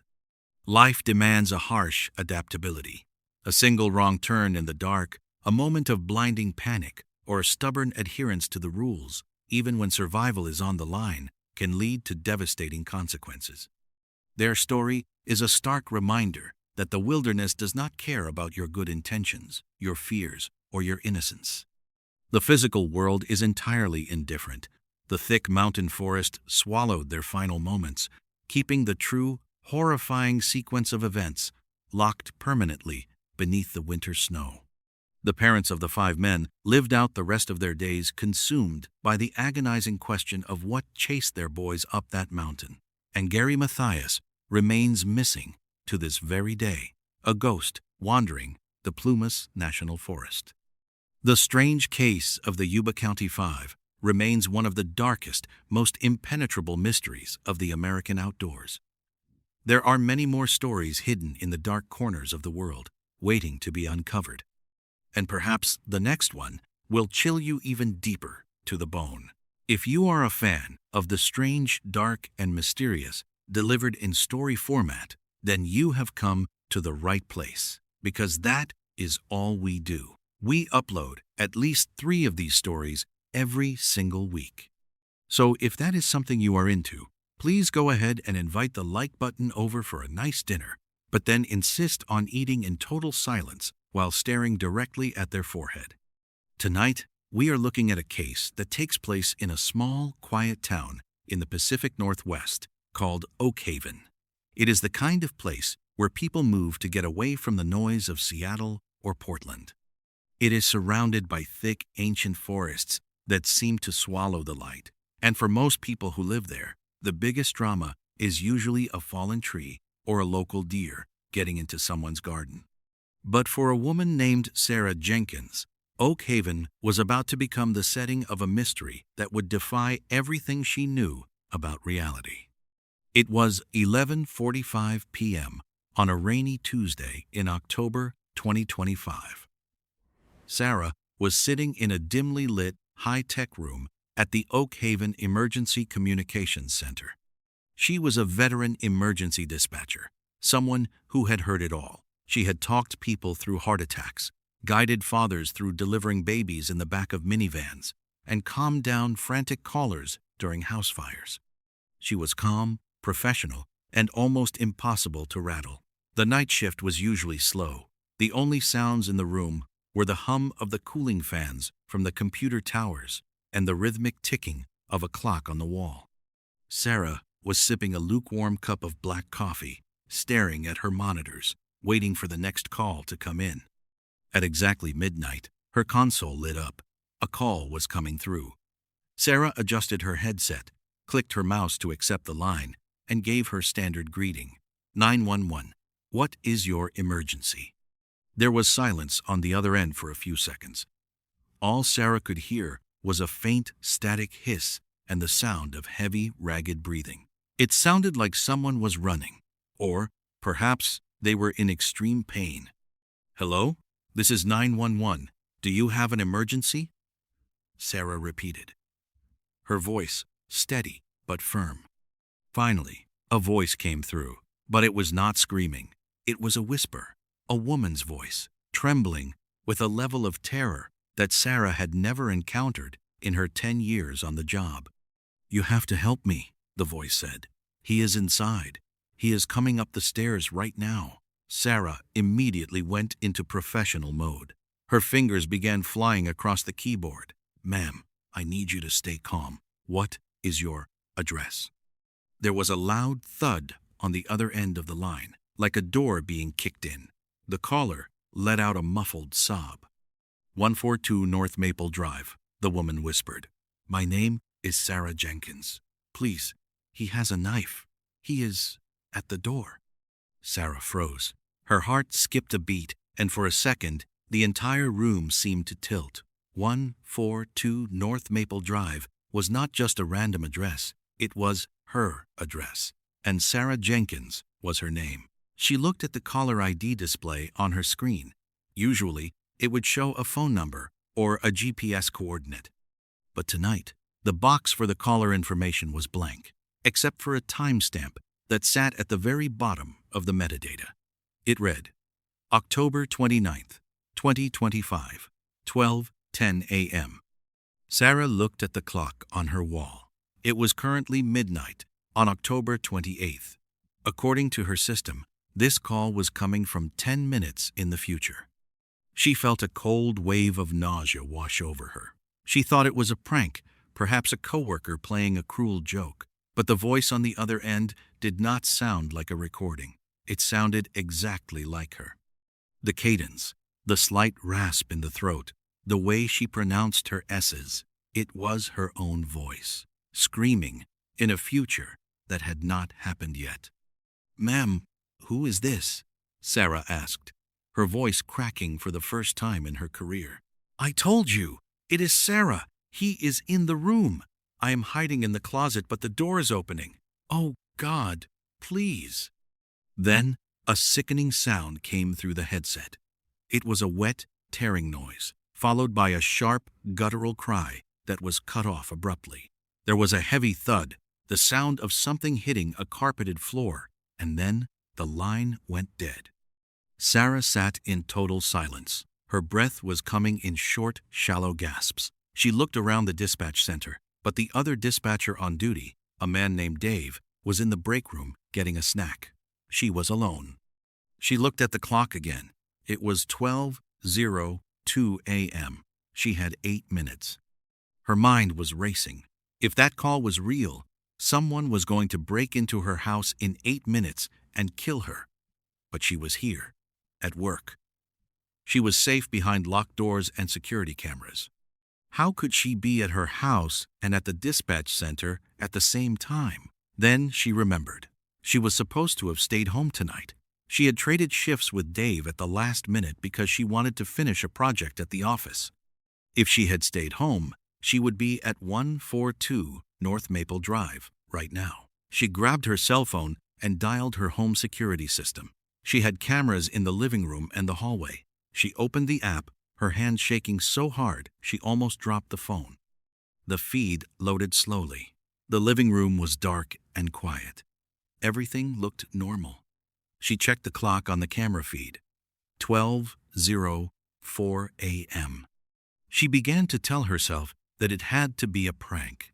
Some hacker must have found a way to spoof the 911 system and use an AI voice generator to mimic her. It was the only logical explanation.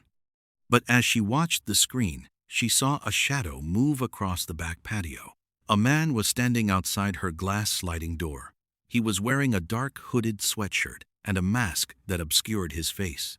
In his right hand, he held a long, serrated kitchen knife. Sarah's blood turned to ice. This was not a prank. She watched as the man reached into his pocket and pulled out a small device. He pressed it against the glass, and a second later, the entire sliding door shattered silently. He stepped into her living room. Sarah did not hesitate. She picked up her radio and called for backup. She dispatched every available unit to her own address, reporting a home invasion in progress. She stayed on the line with the officers, her voice returning to that professional, robotic calm that she used to survive the job. "Units are en route, Sarah," Dave said, coming back into the room and seeing the look on her face. "What's going on?" "Someone is in my house," she whispered, pointing at the phone screen. They watched together as the intruder moved through the house with a chilling sense of purpose. He did not look for jewelry or electronics. He went straight for the stairs. He climbed them slowly, one by one. 12:08 a.m. The man reached the top of the stairs and turned toward the master bedroom. He kicked the door open. Sarah watched on her phone as he scanned the empty room. He looked confused. He turned toward the closet, the exact place where the voice on the phone said she was hiding. He ripped the closet door open and lunged inside, swinging the knife. But the closet was empty. Sarah felt a surge of triumph. She had changed the future. Because she had decided to come into work, the timeline had shifted. She was not there to be killed. But then the man in the video stopped. He looked directly at the security camera mounted in the corner of the room. It was as if he knew she was watching him. He reached up, grabbed the camera, and the feed went black. 12:10 a.m. The exact time the call from the future was supposed to have ended. Sarah leaned back in her chair, shaking. Dave put a hand on her shoulder. "The police are there now, Sarah. They'll get him."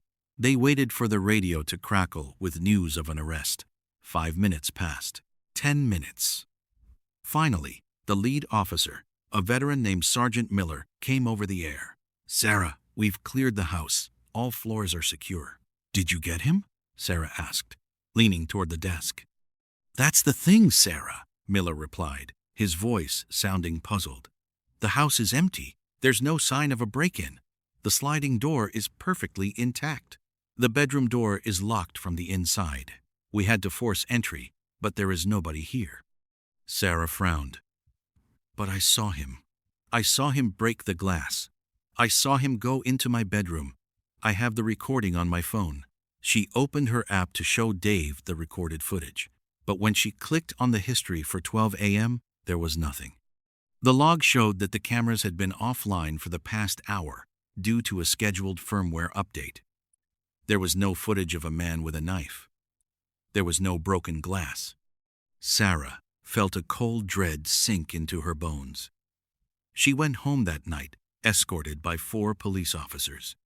They searched every inch of the property again. They looked under the beds, in the attic, and behind the bushes. Nothing. The house was a fortress. For the next week, Sarah could not sleep. She jumped at every sound. She installed 3 more locks on every door and bought a heavy-duty safe for her bedroom. She became obsessed with the call.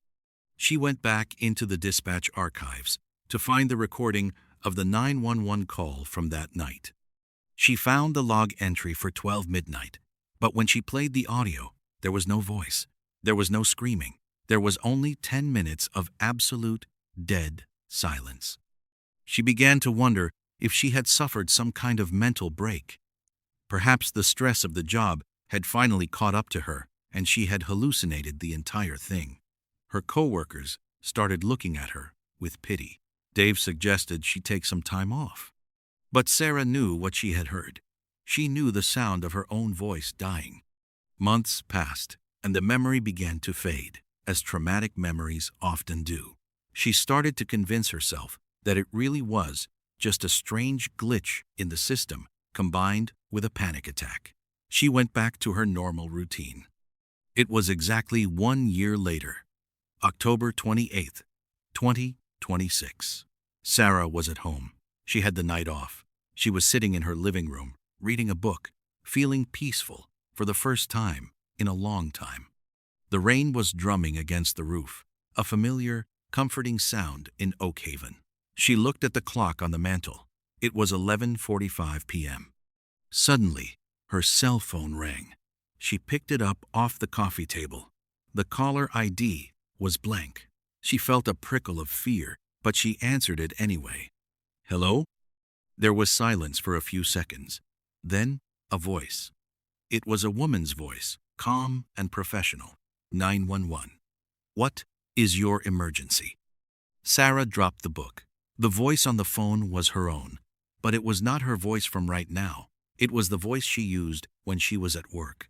It was her dispatcher voice. "Who is this?" Sarah whispered.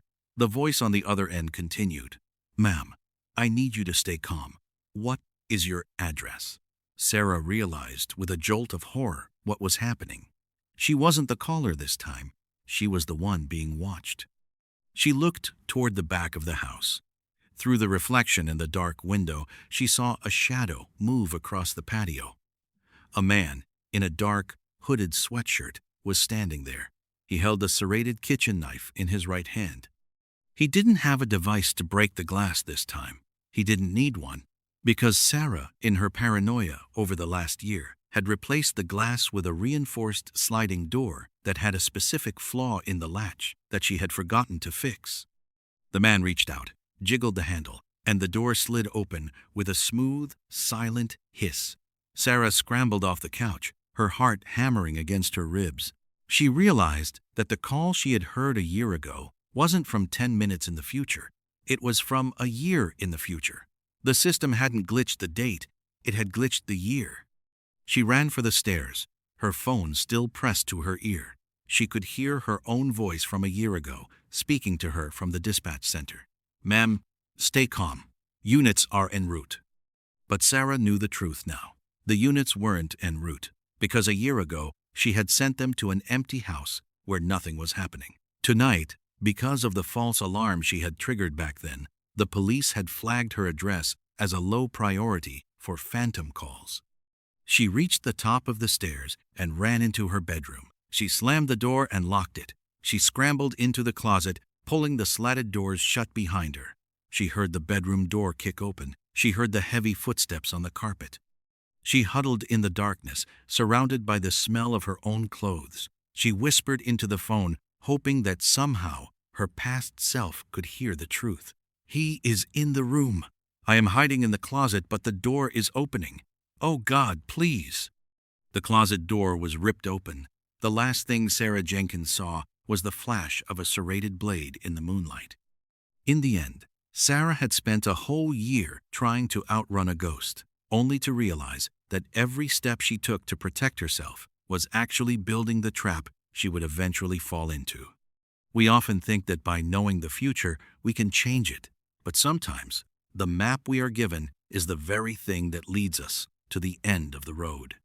The Oak Haven police eventually found the man. He was a drifter who had been obsessed with Sarah for years, watching her from the woods, waiting for the perfect moment when she would be most vulnerable. He told the police that the only reason he found the courage to enter the house was because he saw her installing so many locks, and he realized how afraid she truly was.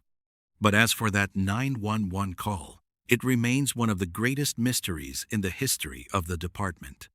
The recording of the silence still sits in the archives, a 10-minute gap where a woman's life was supposedly saved, only to be taken exactly 365 days later. But that is a story for another time.